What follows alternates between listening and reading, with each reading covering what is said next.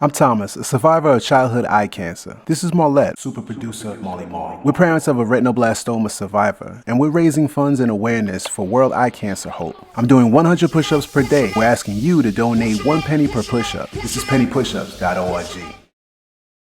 Penny Push-Ups 2015, Day 11. My name is Brian Glick. I'm a retinoblastoma survivor. I'm 44 years old. I was diagnosed with bilateral retinoblastoma at the age of 1.5 in Syracuse, New York, where I was born.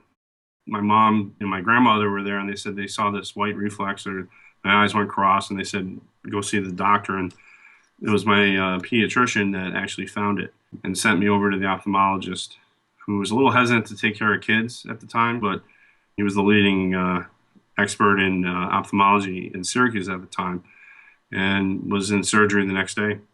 The firstborn, Brian's parents were unaware of any instances of eye cancer in their family.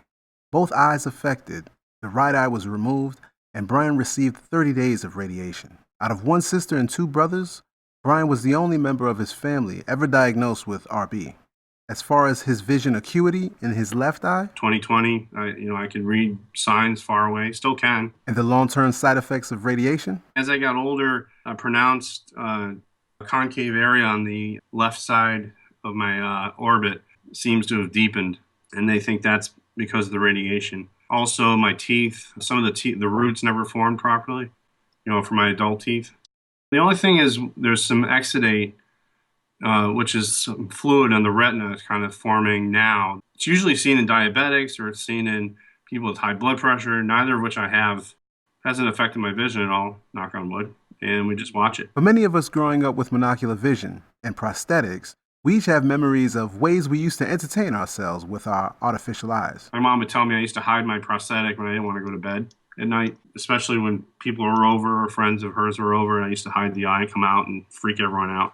For those new parents faced with the diagnosis of retinoblastoma and unaware of what to expect if their child loses an eye, it's important to hear how other parents manage and the impact that their actions have on their children. My parents very early on said, Brian, you can do whatever you put your mind to, just as long as you work hard and you do your best. You can do anything. And at that point, I never really thought about having one eye. Sometimes I get picked on by kids because I would share the story so that they would pay attention to me sometimes.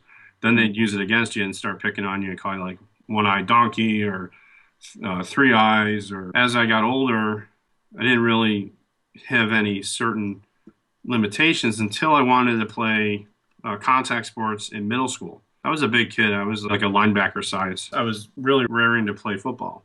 Come back tomorrow and see how the ultimate decision on whether or not to play football would impact Brian's later years and career.